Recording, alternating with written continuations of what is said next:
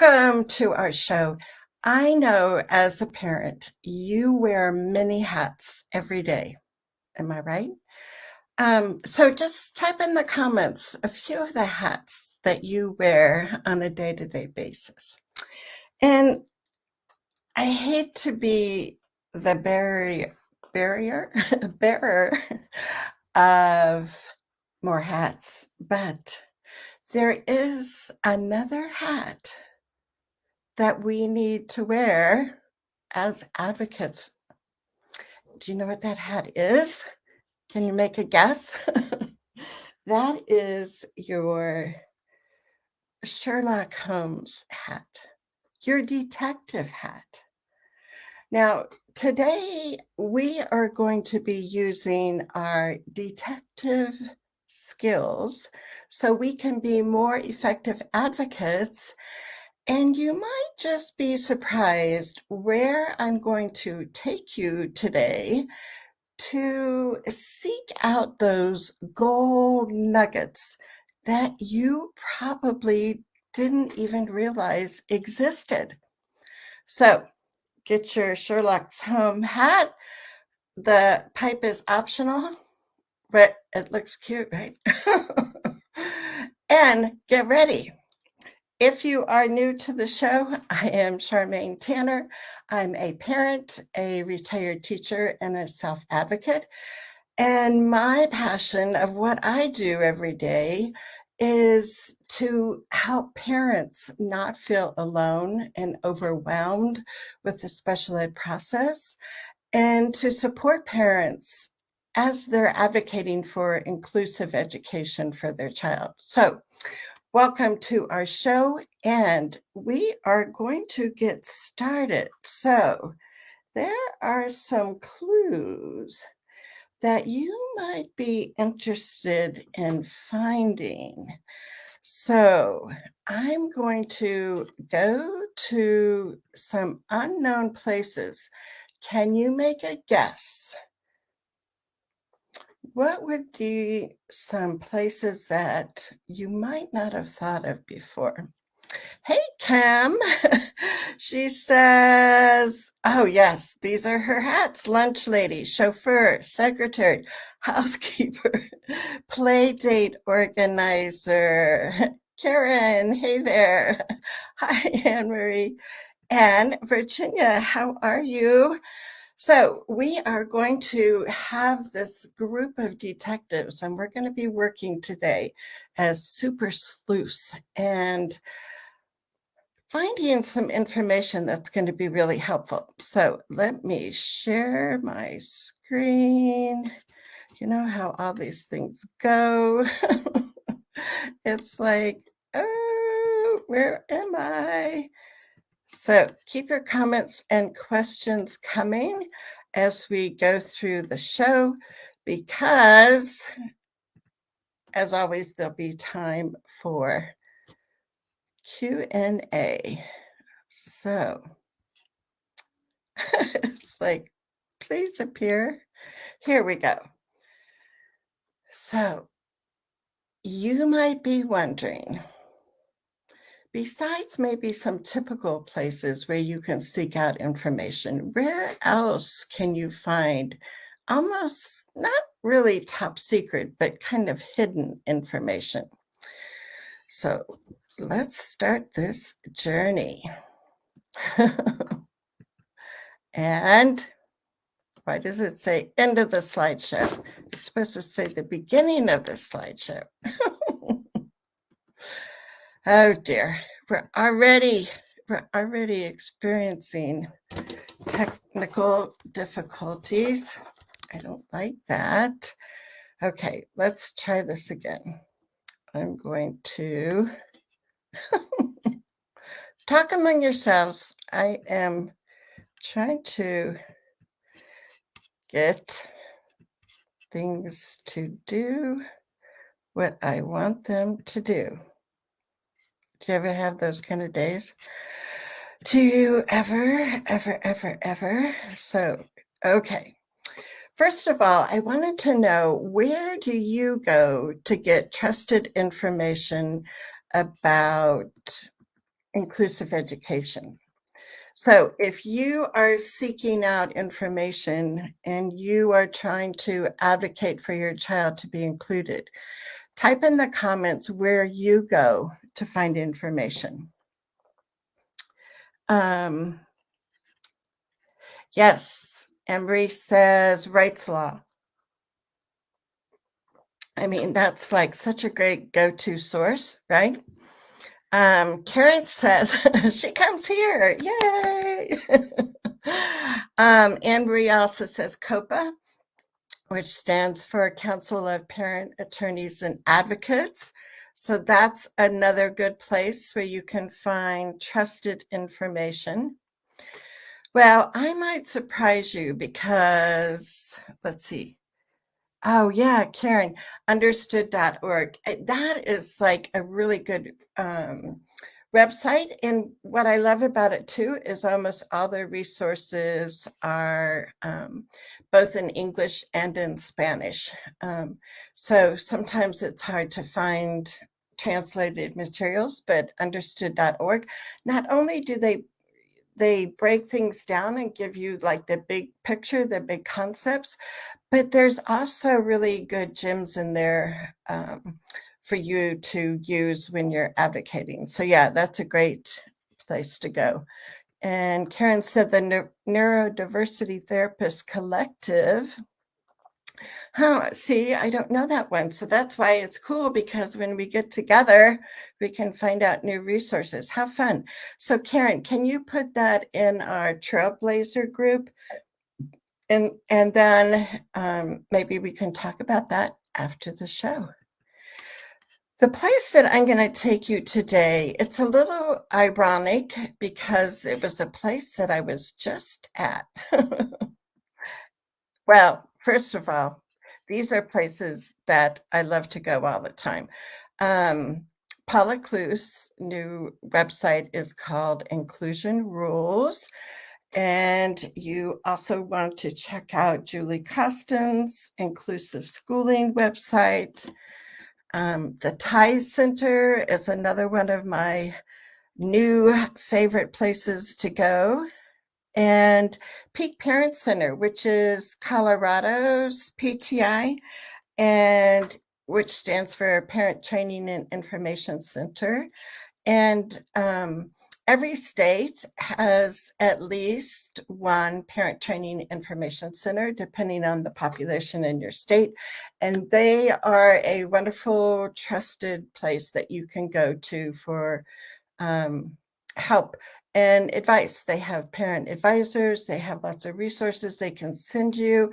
So if you are from Colorado, Peak Parent Center is your PTI. And Marie, do you know what it's called in South Carolina or Virginia? Do you know the one for Connecticut? Those are great places that you would also want to go, because you would find a treasure of gold nuggets at those websites, plus the ones that we had previously mentioned, right? What about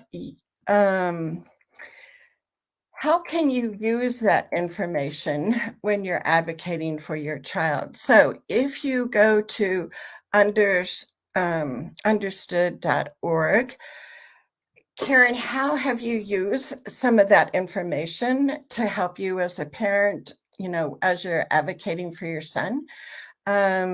Or was it, Anne Marie? So how have you used some of the sources on rights law? If you can give us like specific examples of, I took this information and this is what I did with it. Let's see. Yeah, Virginia also is echoing Paula Kluth and Julie Costin. And Anne Marie says South Carolina's Parent Training and Information Center is called Family Connections. Cool. And so there is a lot of information you can get when you are at a trusted, website, right? So some of that might be you'll find research articles. And when you have people that want to see the research, you can go to some of these websites and you'll find those research articles. You also will find examples of evidence-based practice. So that is something that you can share with teachers when teachers are wondering, like, well, what would co-teaching really look like? I don't, other than another person coming in the room, I'm not sure what co-teaching looks like. You can go to these websites and you'll find examples of things like co-teaching or universal design for learning. It's a great place for professional development. And when I say professional development, I'm not just talking about teachers, getting, taking classes like on Julie Costin's website, or Paula Kluth offers them also. That's professional development that you as a parent can also tap into. And so that's one of the things that I really hope parents start doing more. And that is signing up. And most of them are free. um, Free workshops from your Parent Training and Information Center, which is great. Professional development from your State Department of Ed. Professional development, different courses that might be like just marketed to teachers, but they really help parents learn a lot of information too. So take advantage of those websites and look for professional development opportunities. And then also a lot of the websites that you can go to will offer consulting services. And so you can tap into those also.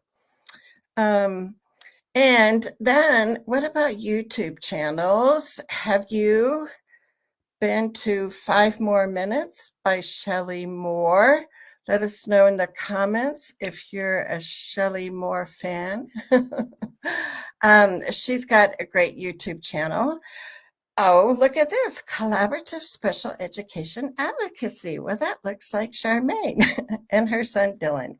I do have a YouTube channel. I don't talk about it much, but there are like over 200 videos there and on different playlists, so you can find different topics. So that's a YouTube channel you might want to check out. The Swift Center, which is headquartered at the University of Kansas, has a lot of pilot sites around the country where they are making systemic change in education. So the Swift Center, they've got great videos on their YouTube channel. Alliance Against Seclusion and Restraint. This is an excellent source of information there also. And there are so many things, right? Sometimes it's hard. It's like, what? It's like, how do I find time for all of this? But, it does really help because there are treasures in these YouTube channels. So if you have a favorite YouTube channel that you like to listen to, put it in the comments because, like I said, it's so fun because every time we get together, we get to share information. Yes, Kimberly says, we love Shelley's information and just her style of presenting. She's so wonderful. Yeah, I would really encourage. And, sometimes it's like when you're folding laundry and it might be a video, but you can just listen to it, right? Or, if you're driving in the car, you don't need to be watching the video, but you can just listen to the audio. So I don't know about you, but I try to find as many ways to multitask so I can listen to more things because there are a ton of things, right? And so we just sometimes have to be creative. Yes, yes, yes. Katie Novak is another one. She is excellent, and she really is an expert on universal design for learning. And she has inexpensive classes that you can take that, you just always have access to, so you can come back and view the videos. But yeah, Katie Novak would be another person that you'd want to check out. And Kim says, that she's on Twitter. And I find being on Twitter gets me Twitter gets me connected to so much more information on inclusive ed and organizations. I know it. See, I just never got into Twitter, and I'm barely into posting on Instagram. So, yes, I need social media help. I don't have the social media hat I need. But yeah, I know Paula Kluth is real active on Twitter. But yeah, I haven't gotten there, but that's good to know. And there are, right, lots of choices. And that's what we like. We like to have choices. Um, so where else might we go? Again, if you look at those YouTube channels, you're going to find similar information. You're going to find some research articles that would be mentioned in the video. Again, examples of evidence-based practice. They're great for professional development. You'll find out about how you can get in touch with them as a parent or suggest that the school district hire them for consulting services. The other thing that you can get, especially with that example of Guy Stevens' YouTube channel, Alliance Against Seclusion and Restraint, is about being more of a policy advocate. And so it's not always just, advocating at the school level, but a lot of parents also step into that legislative realm. And so through trusted websites, through trusted YouTube channels, Alliance Against Seclusion and Restraint has a fabulous Facebook page. They have always spectacular guest speakers. So yeah, those are some of the really good places. And Karen says, I don't know much about tweeting and Insta stuff. Yeah, it's a whole nother world, I guess. I don't know. But there is, I keep saying this, another place that I want to take you to that you might be surprised about. So it's like, all right, Charmaine, what are you talking about? Well, we have one more gift here before we go there. It's a treasure map. Are you ready to go on a treasure hunt? Because the first place we're going to is, oops, your state Department of Education and your state Department of Special Education. Now, who has those bookmarked? Are those your most favorite places to go, like to do some light nighttime reading when you can't go to school? Tamara says she likes my hat. Yes, your state Department of Education. And remember that your child is a general education student first. So your state Department of Education has a wealth of information on it. The trick is sometimes like navigating. It can feel like you're going on this adventure trying to find the right thing that you need. The other website that I really encourage you to visit and get to know as your friend is your state Department of Special Education. So raise your hand, raise your hand. If you have been to either your state Department of Education's website, or raise your hand if you've been to your state's Department of Special Education website. So let me know. Let me know. Karen said, yes, last time I went through CDE, which is Colorado Department of Ed, I didn't find it as helpful as I previously did. I know, and that can happen too, as far as they'll change the layout. And that can be really frustrating. So I know it's almost like sometimes, I mean, you can just call somebody at the State Department and they'll help give you the exact link where you're going. But also in our Trailblazer group, Karen, and we can do that after the show if you want, pull up Colorado's Department of Ed website, and you can tell me what you're looking for, and we can navigate it together. So that would be cool for us to do after the show. And if you're wondering about Trailblazers, it is a wonderful group. Let me know if you're interested. And we're just starting to have our after the show group in our Trailblazer group where our members get a chance to kind of debrief about the show from today and or ask questions about other things coming up in their school life. And Anne Marie says, yes, and several laws on the docs that need to be supported and passed for restraints. Oh, exactly. And she says, yes, I use both state sites. And also useful to see data about categories, inclusion breakdown. Yeah, because, each year there's, the Federal Department of Ed does kind of like, I don't know, an evaluation of state departments of special education, and they see if they're in compliance with what needs to happen according to federal law. And they give statistics of, like how many students are included for 0 to, what is it, like 39% of the time, or from 40 to 70% of the time, or after 70 or after 80. It depends kind of on your state form. That information you can get. It's, and it's like everything else, you kind of have to take it with a grain of salt, because they can mark on the IEP that a student is included for 80% or more of the time.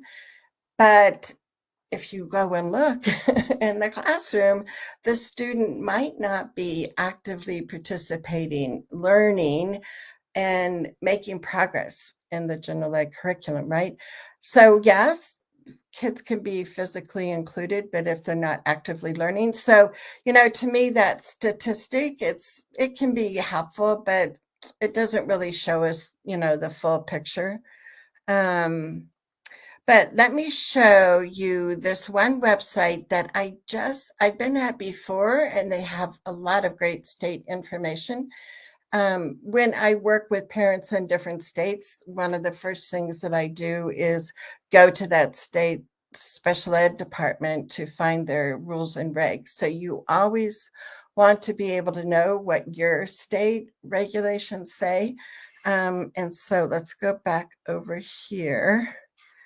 And this is the state of Washington's State Department.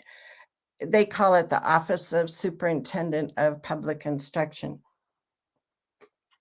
But if you saw my post yesterday, and we'll show some of them here today, that there are those wonderful Mythbusters that just came out yesterday. And I know all this font is so small, but I wanted to show you that it's like actually on this website. So here are the 7 myths and facts about inclusive education. And I'll show you each one of these. But look at this. I mean, sometimes you would think, well, I'm not going to find great information on inclusion on a State Department's website, because I don't think they really are proponents of inclusion. But there are wonderful people in State Department of Educations that are trying to make change. And the state of Washington has been doing a lot of work. They have worked together with the TIES Center. So there's been extra funding and grants for them to really move that state into a more inclusive direction. And so even if you don't live in the state of Washington, that would be one of the state's websites that I would encourage you to look at, because they do have great things. So let's look at these that were just recently published on their website. And again, this is small font. I'm going to, when I send out our weekly advocacy tips tomorrow. I'll be also sending the links for these. So if you don't get our weekly advocacy tips, let us know and I can get those for you. So this first one, I'll read what the myth is that it's all about the cost of inclusion. And it says up here, including students with significant cognitive disabilities costs more than educating them in segregated special education rooms or programs. That's the myth. The fact is, providing flexible services in general education settings is not more expensive. In fact, it enables schools to maximize resources to meet the needs of each and every student. And then they have some bullet points more about the truth that inclusion does not have to be more costly. Then they go down here to evidence to support the fact that inclusion doesn't have to cost more. And then they also go below that and give you specific strategies for how you can dispel these myths. So, I mean, like, this is such a gold mine.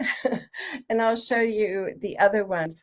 The caution I have is because this is written from the state of Washington's perspective, and some of the resources, they have state of Washington regulations, which, unless you live there, wouldn't apply to you. So you just have to make sure that you kind of look at the links. Most of the links are from nationally known people like Paula Kluth, Julie Custon, the Tie Center, things like that. But there are a few links on these myth and fact cards that just pertain to the state of Washington. But let me go through. I know it's incredibly little.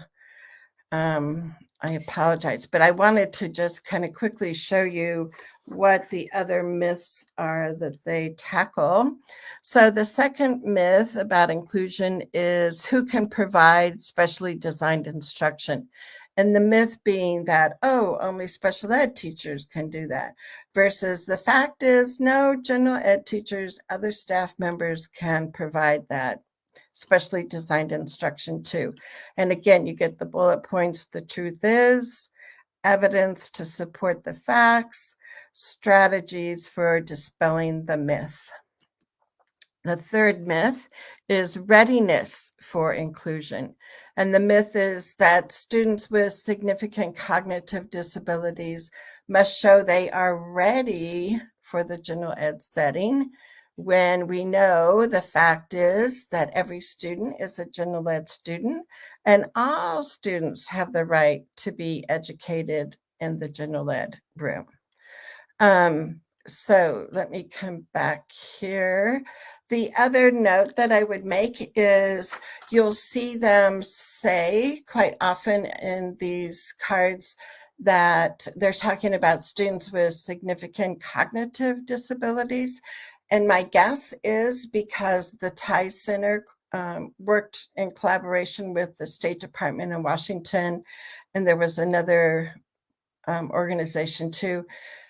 And the Tie Center has federal money to talk about and to work on and focus on students with significant cognitive disabilities.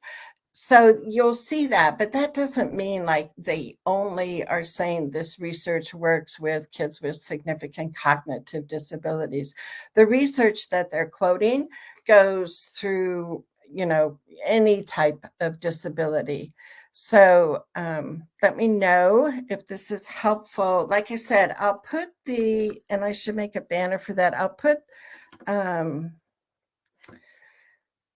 all of these links and resources in the newsletter that goes out tomorrow morning. So if you're not getting our weekly tips, just make a comment so I know I can come back and get you signed up.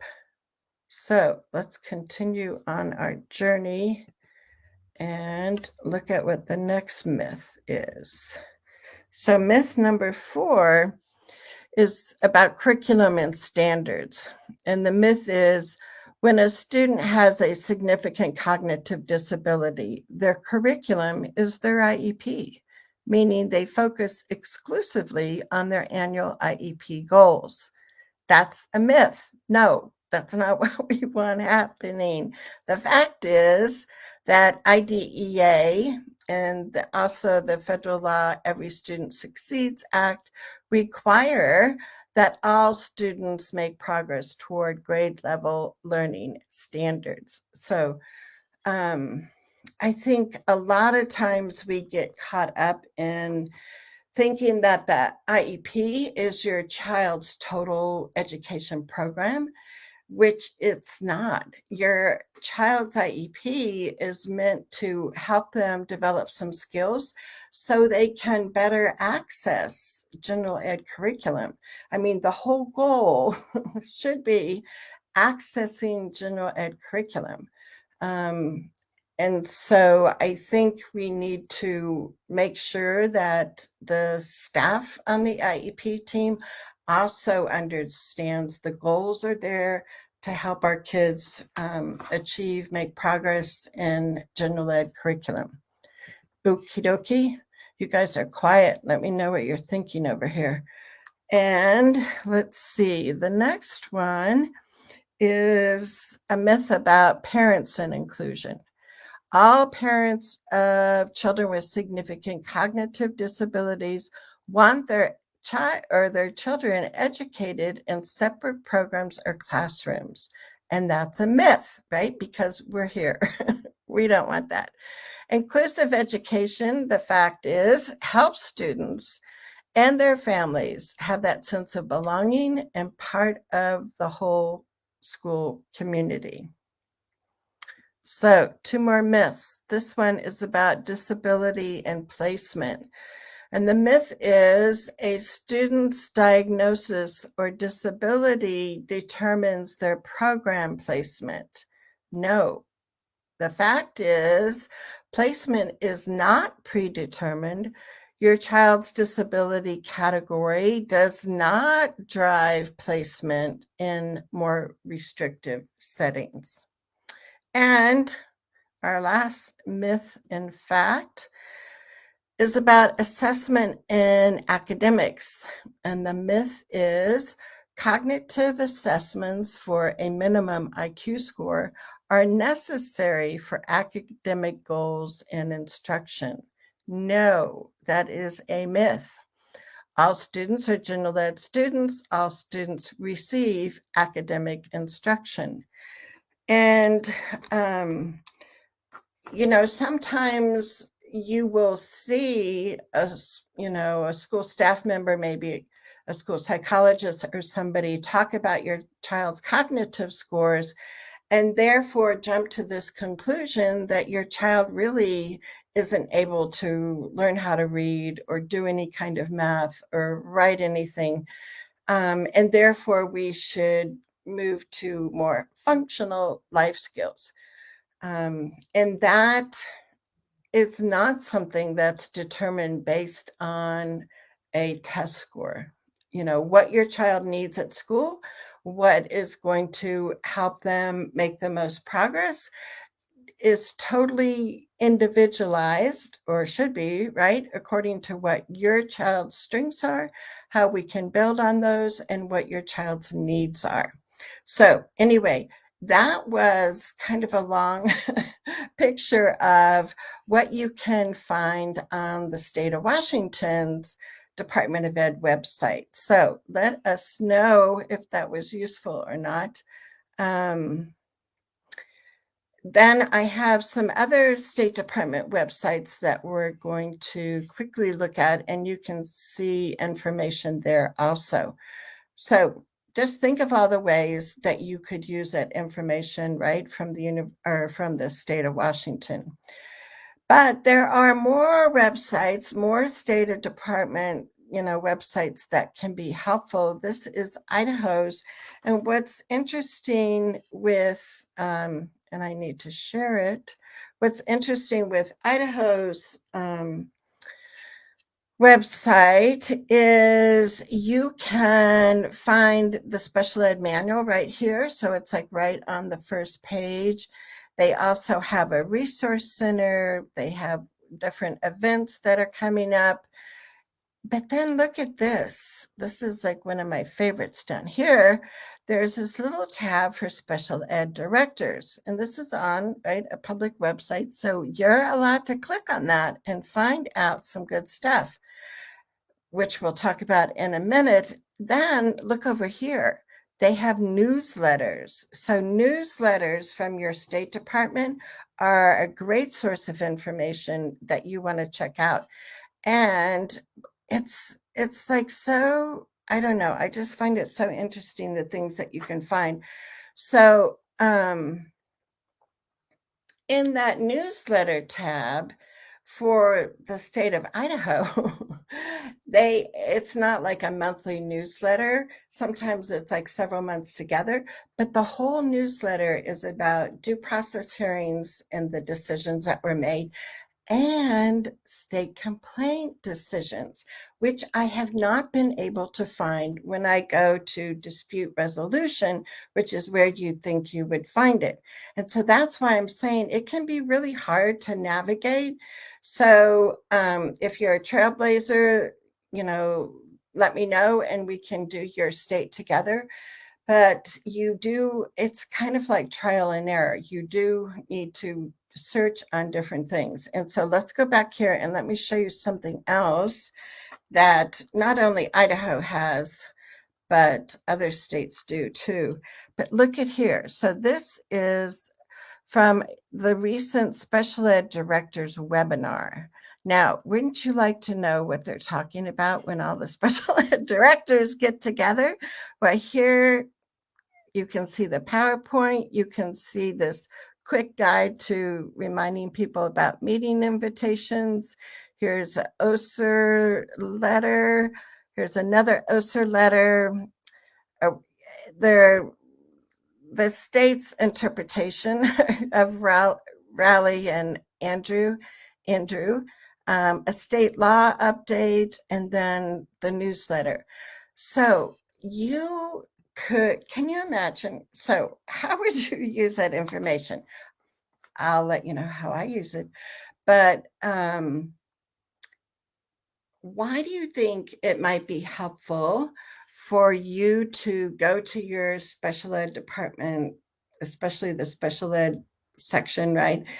And find out what either memos the special ed directors in the state are getting or what trainings they're getting. Why do you think that is like this gem of information? Because maybe it's just me, but do you get excited? Oh, Karen says, I don't understand how you have time to sleep with all the things you need to learn and keep up on.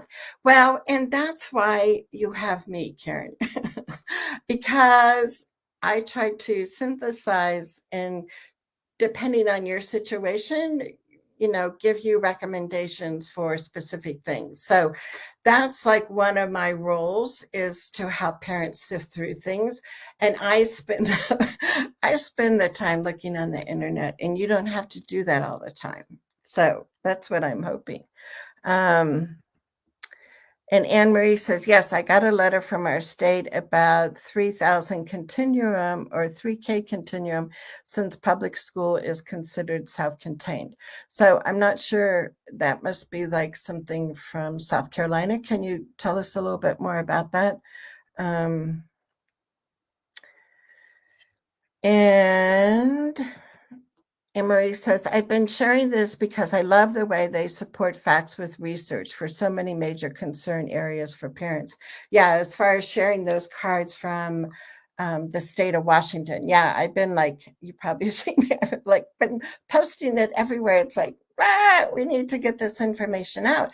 And there are a lot of teachers, a lot of educators that are also working hard for inclusive education.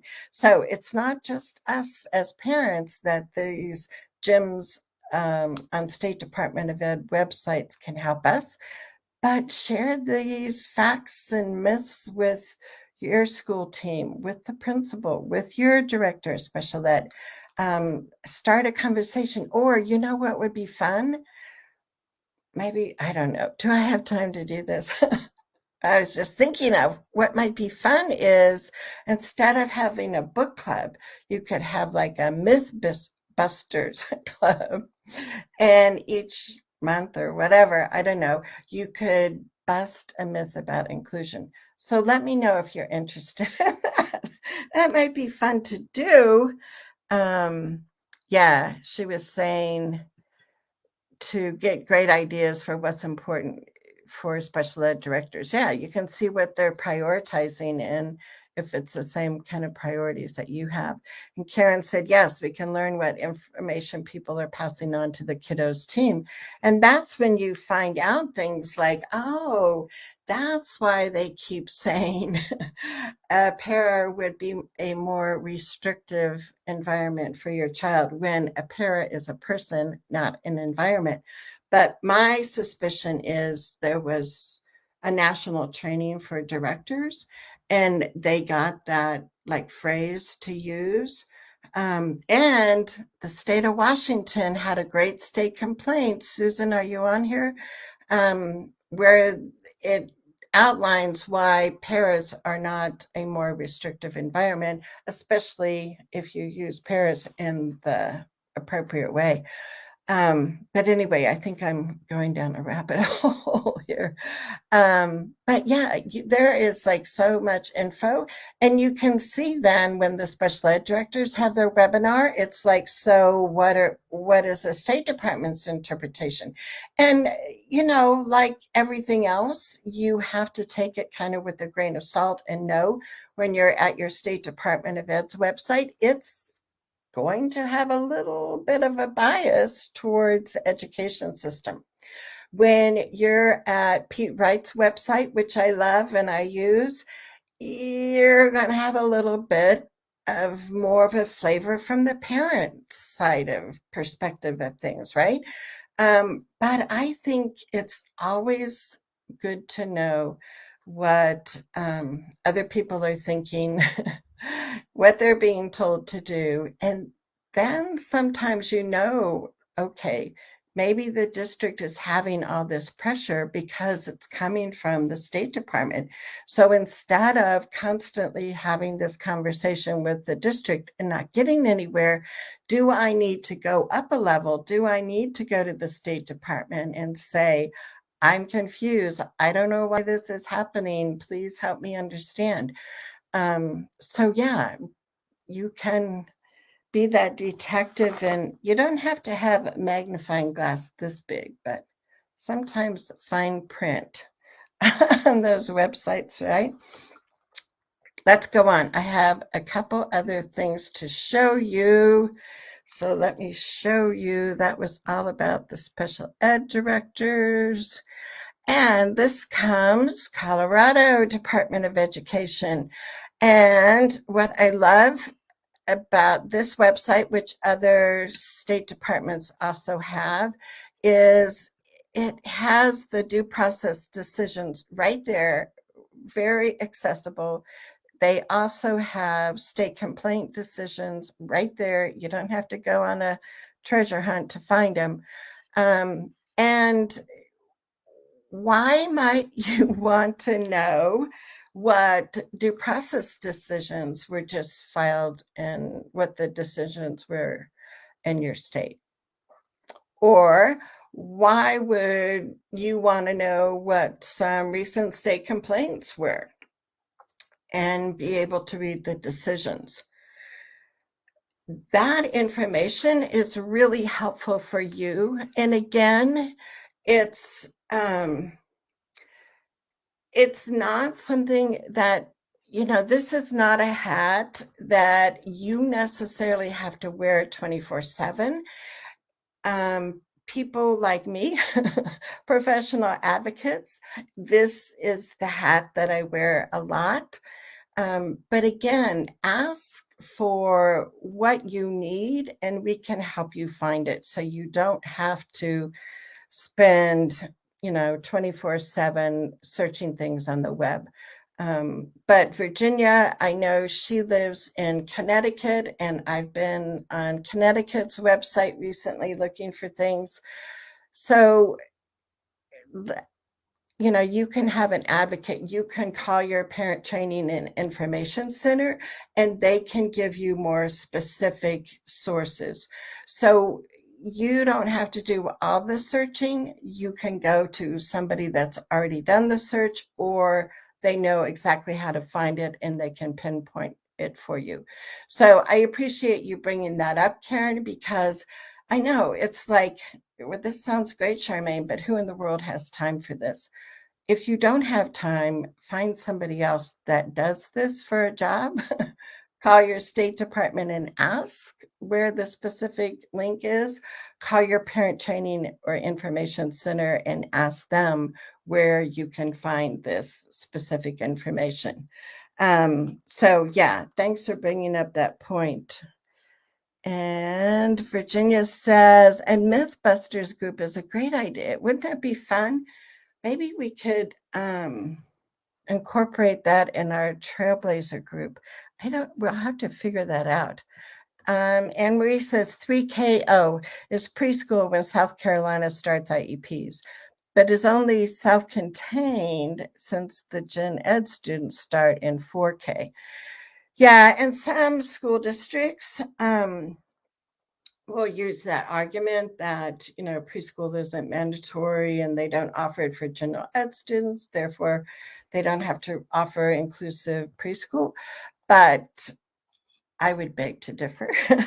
In fact, we filed for due process when my son was 3 over that very same thing as far as least restrictive for preschool. So, Anne Marie, we can have a deeper conversation at another time, but yeah, that would be one of those myths that we want to bust. So Emery says it's a sales pitch from special ed to use to deny a para, saying it's more restrictive. Yeah. And she says sales pitches, rebuttals also. Yeah. And that's the thing. And hopefully through our weekly shows here, you are learning some, new phrases, something that you can say as far as to keep the conversation going, and try to get things resolved at the IEP table, which is where we want to have most of our decisions resolved, if not like 99.9%. Is if we can have those dialogues at IEP meetings. And I know in Connecticut, they call them PPT meetings. So there's always something new to learn. Okay, I've got a couple more, and we have 9 minutes left here, because then I'm going to go to our private Trailblazer group, and we're going to do some after the show talk there. This is from Texas. Texas has been in a lot of trouble with the Federal Department of Ed, but this is just an example that shows the professional development courses that they're going to be offering. And again, I'm sure they're thinking this is just for teachers. But as a parent, when you can find out more information, and again, it's like, you don't have to be a teacher, but you have to know sometimes some examples that you can show them. So Karen, just like some of those understood.org articles, you've already found those. Those would be perfect things that you can start sharing with people, right? And you can go to that website and learn a lot very easily and not have to take an online course, right? I'm just showing you this as like, this is another option. And almost every state, I haven't seen any state that doesn't. Almost every state has some kind of professional development for educators, but you can register. I do that. I register, and my job title is advocate, so they know who I am and why why I might be coming. But you can register for those, and these days a lot of them are, available virtually, or if you don't attend the live, training, you get a link to the replay. So yes, that's a possibility, but it's not like you really have to do that. So these are some advocacy steps that you can take. Go to your State Department of Ed's website. Go to the Department of Special Ed's website. Look for inclusion resources. Like if you're in the state of Washington, look at those wonderful things we found. Make sure you find your state special education regulations. It's so hard when we do shows, because each state has a different flavor. Each state a lot of times has a different timeline for things. I tried to give you what is the federal picture, what IDEA talks about, even though I'm not an attorney and I can't give you legal advice. But you always have to check your state regulations. I see so many people in Facebook groups asking a question, and all these people will come back and say, oh, they have to do that in 10 days. And somebody else will say, no, they have 60 days. And you get a lot of conflicting advice. So my advice tip is look at your own state regs when you're trying to figure out some very specific things, because that's really important. Also, if your State Department of Ed has newsletters, sign up for them. It's another great way to find the inside secrets. They're not really secrets, but some insider information. You can also read memos that are sent to special ed directors, watch webinars that the special ed directors have been watching. Check out due process hearing decisions, state complaint investigations. That can be helpful, especially if you are thinking of filing a state complaint. You can see what, if there's been other complaints about the same issue and what the decision was. And if you want, sign up for those professional development courses. So those are suggestions, and please know that you don't have to do all of those things. I think the most important thing that you could do is to make sure you have either a physical copy of your state regulations for IDEA, or have it bookmarked on your computer so you can easily find things.